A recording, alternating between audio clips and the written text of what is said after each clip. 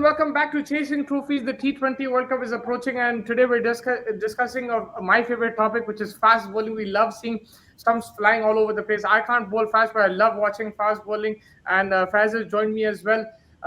For Faz, this is going to be a bit difficult because his favorite bowler, Mitchell Stark, won't be playing in this World Cup. But there's plenty of over to there are the likes of Rabada, Bumrah, but yeah, Faiz, if you look at the fast bowling in this World Cup, it will play a crucial role because the wickets will be flat. You'll need to bowl those Yorkers. You might need good variations as well.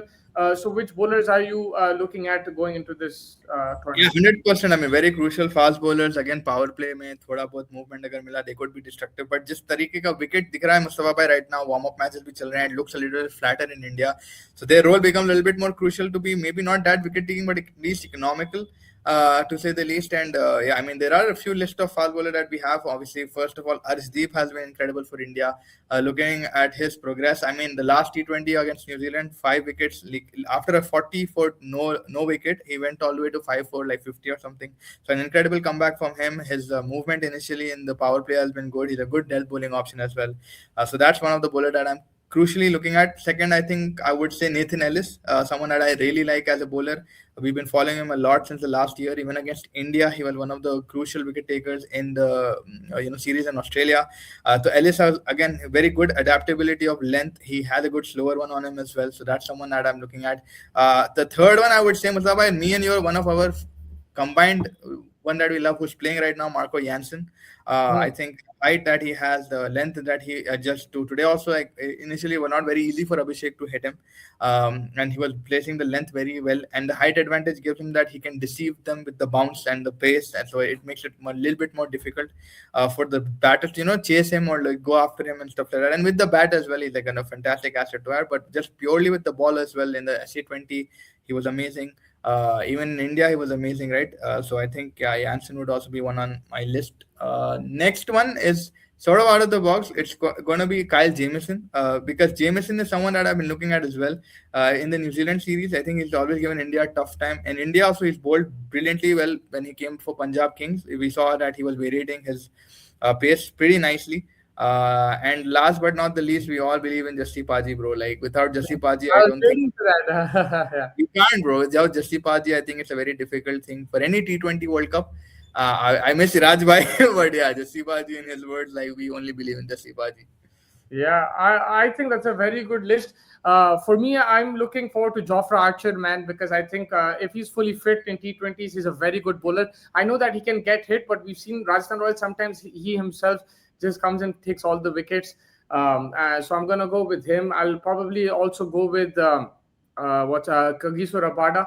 I think I rate him very highly, and I don't know, India में तो खेल रहा नहीं आजकल. He didn't play the IPL, he didn't play the Test series, but I'm hoping that he plays there. I like the way he bowls, and again he has that experience on these wickets. It will be a test for him because him, Nokia, they both have the pace, but at times with the pace, they get hit as well. So they just have to be careful. They'll need to get those variations. But Rabar is a kind of guy who's done it, been there, done that. He's played a lot of knockout games as well. So I'm looking. Another interesting pick is that he's probably not your fastest thing, but he's a wicket taker. Sam Curran, man, he's a skiddy operator. Good variations. If the ball grips somewhere, he can bowl those off cutters and stuff like that. So he can really be a very good option. At number 4, I'm going to go. I think that this guy is just very young, but he's going to be really good. Is Pati Rana.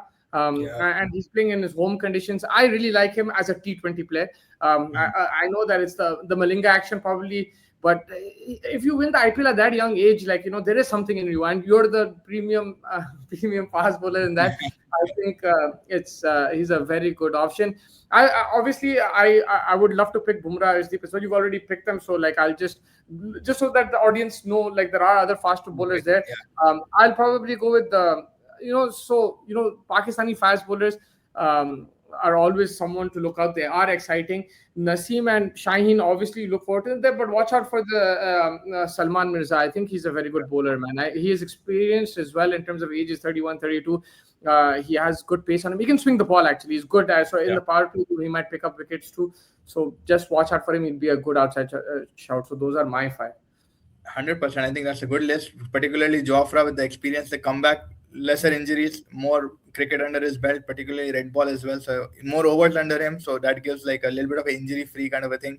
Karan also got a hat trick in the against West Indies, was it? I think lately. So he lost a fantastic. Yeah, Pakistan. one Yeah. guy that I wanted to add is Shamar Joseph. When you said West Indies, I Yeah. think he's gonna live up to the hype. Like I can probably put him in the top Yeah. five. I think he is somebody who's gonna liven up the IPL. Yeah, I mean Uh, West Indies as well. Like Jaden Seals really impressed us in the red ball. Jaden Seals very accurate with his line and length. I know they got in a little bit tonked around in South Africa, against South Africa, but you're right. Like the West Indian bowlers with Chamar's pace and stuff, it's just about India. If it's flatter wickets, it's going to be a very tough time for them. Economical hona bhi, Lara, I think that's where Patirana will help you a bit if he doesn't bowl those wide and wayward length. So it'll be very interesting. And like I said, that singing action always deceives you. From Australia, another outside shot, I think it's Xavier Bartlett. I think he'll also pretty Very good. good shout. Very Very good. good. Yeah, outside shout is like he's done pretty well with whatever we've seen. Even in Pakistan, he's managed to pick up a few wickets. Cummins is missing out. I think Dwarcius comes in for Cummins. So there are a lot We of didn't fast take bowlers. his name. Is he gonna play? Who? Hazelwood. We didn't take his name. Hazelwood is not going to be there for the first couple of games also. So that is Yeah. another blow for Australia. So Stark, Hazelwood, and Cummins. This is like for the Australia the wrong time for injuries. New bowling. And Stark's retired, but yeah, Hazelwood also going to miss a couple of games. He's going to remain in Sydney and going to work on his fitness and trying to get back for the thing. From South Africa, also we've covered, I think, some good picks. Lockie Ferguson, you all will mention. I think I've been a little bit critical, but since I've seen him in the last 2 years, I think what I saw him in the last game against India, he was very effective with those leg cutters and stuff. So Yeah. Lockie Ferguson could also be someone. The only guy we know is because of his black shoes. Like he usually wears the odd colors. No, But I yeah, I rate him very highly always. I think he was yeah, very instrumental in that Gujarat Titans victory when they won the IPL the first time. yeah, Obviously you give Shami the credit, you give Rashid Khan the credit, but I think he played a crucial role in that. He was 100%. unbelievable. So I rate him very highly. I think he's a very good. Particularly this year, if I'm looking at it, Punjab Kings, like whatever he played before Jameson came in place of him and stuff, he was good. Even in the last T20, he was very good against India. So there is a room, like I agree now, Last, like it's just injury prone. Other 4-5 yeah, saal he's been very consistent. He's very been very. solid. Yeah, he's a very good bowler. 100%. Yeah, I think we've covered a lot of the bowling attacks, and it'll be important also for them to handle the dew. That's going to be an issue for the fast bowling, and I'm sure they're already practicing with the buckets of water and trying to get that control. That's going to be an issue for the faster bowlers. But yeah, like I think in Indian conditions in T20 cricket, variation is very key. That's where maybe Harshit Rana might come in as well for India. But initially, we don't see him playing. But variation could be very important over there.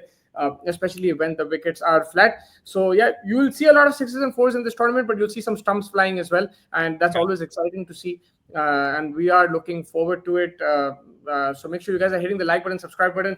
We'll discuss a few more interesting topics going into the World Cup. Thank you, Faz, for joining today. Thank you. Really appreciate it, and thank you, everybody.